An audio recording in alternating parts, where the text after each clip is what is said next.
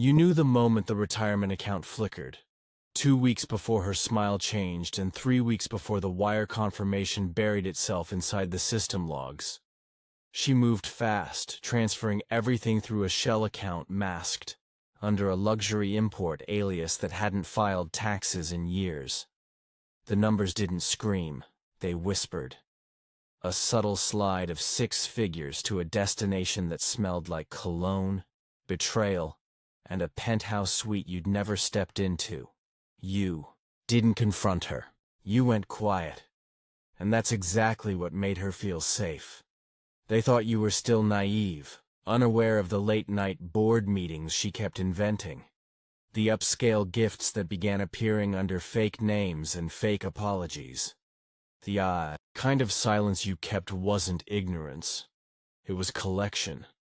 Surveillance equipment disguised as forgotten air vents. A voice-activated recorder behind a painting of your anniversary. The living room became a set, the bedroom a trap, and the penthouse, her secret penthouse, became a theater with front-row seating. The signal came through while she sipped champagne at 2:41 a.m., his voice, sharp and laughing, asking if the idiot still thought she loved him. Her response was colder than glass. I emptied it. He doesn't even know yet. But you were already logged in, watching in real time, camera trained just above the crystal chandelier she believed was hers alone. The betrayal wasn't personal. It was strategic. She sold you for lifestyle and left a breadcrumb trail coated in luxury perfume and security passcodes. The next morning, she returned home in silence. You kissed her forehead like nothing had shifted, even though the entire architecture of your trust had already collapsed into a quiet war room. The camera feed looped in the background, encrypted, copied 3 times, and tucked into an offshore archive. You began tracking the payments, cross-referencing timestamps, with flight manifests and hotel swipe cards. Her lover, the so-called consultant, had no digital footprint until 6 months prior. Then he appeared in the vendor system under a project name that didn't exist. His company didn't sell software. It sold silence. He was a shadow asset, weaponized affection cloaked as romance, and she was just the delivery system. They thought you wouldn't look beneath the receipts. They didn't know you'd memorized every department head's login pattern and mapped her access from your joint tablet while pretending to check the weather. By the time she began asking if you were okay, you had already red-flagged 8 transactions and 3 intercompany memos that connected him to your firm's procurement pipeline. You traced a shipment of fake laptops to a warehouse outside Warsaw. You didn't tell her. You let her sleep. Then you made a call to someone who owed you a favor from your consulting days. Someone who never forgot the time you fixed a billion-dollar glitch in one night and asked for nothing in return. He answered on the first ring. You sent the files without context. Just the name of her lover, the transfer ID, and the phrase, "Not just personal, it's operational."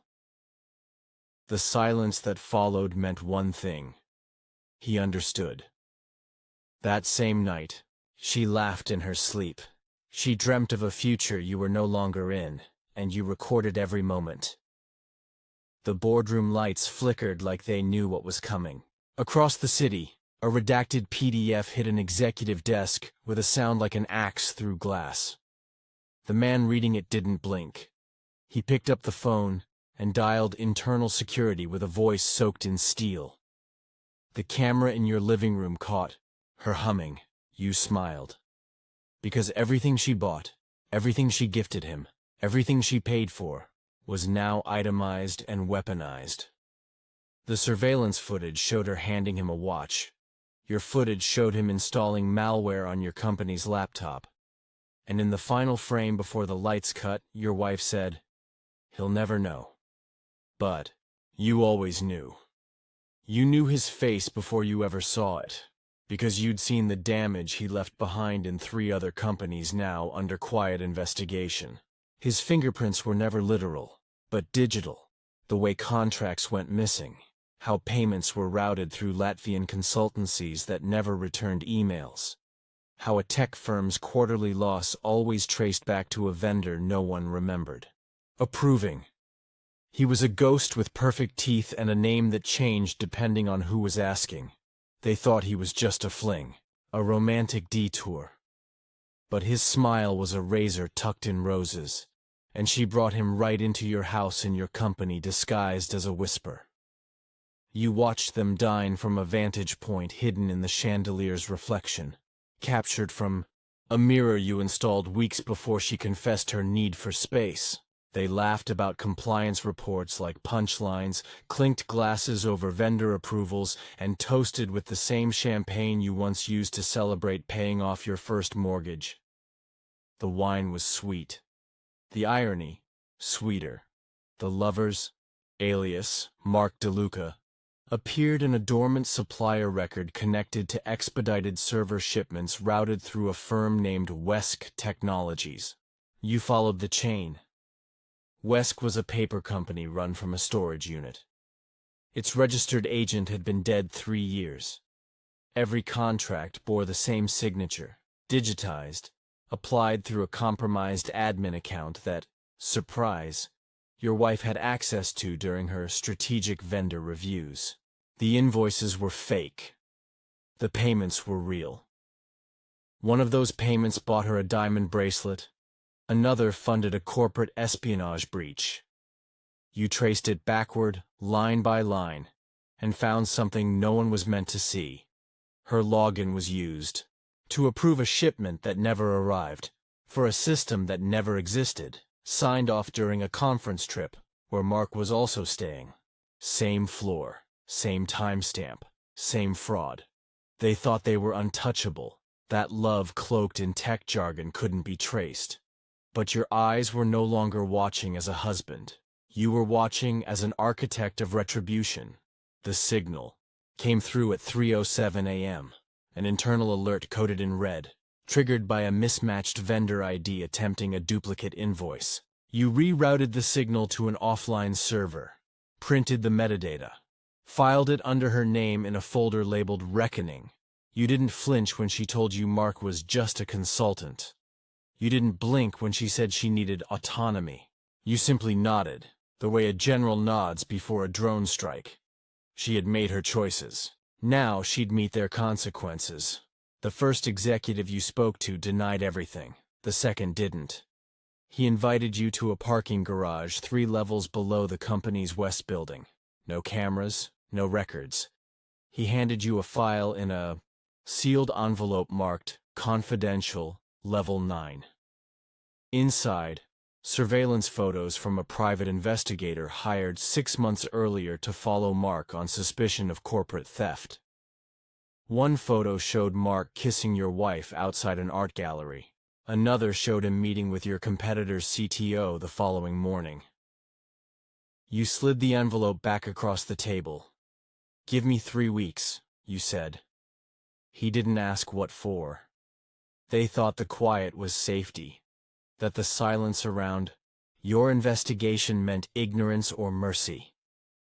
But every breath you took during that silence was a countdown. Mark submitted one final fake invoice. You approved it personally, from a clone terminal built in a hotel across town. The approval triggered an automated trace to a dummy server in Prague. From there, you traced the funds to an account in the Cayman Islands, then to an untraceable crypto wallet, until the crypto wallet was no longer untraceable, because you had built it. They never knew the encryption Mark relied on was your creation, a patch you coded 5 years ago, a backdoor you never disclosed, a secret you held in your pocket for moments like this. You watched them toast their final victory inside a high-rise suite with lights too bright and a bed too wide. Mark said, "He'll be nothing in a year." She replied, "He's already nothing." And the audio file embedded in the hotel room lamp agreed. By morning, 3 department heads were suspended. Mark's vendor account was flagged by audit and frozen. Mid-cycle, your wife's company ID was quietly revoked. then reactivated with all admin functions locked. They thought you were eroding, but you were crystallizing.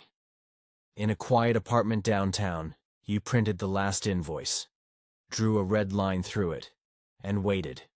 Because the audit wasn't about numbers, it was about names, and soon, the right ones would start falling.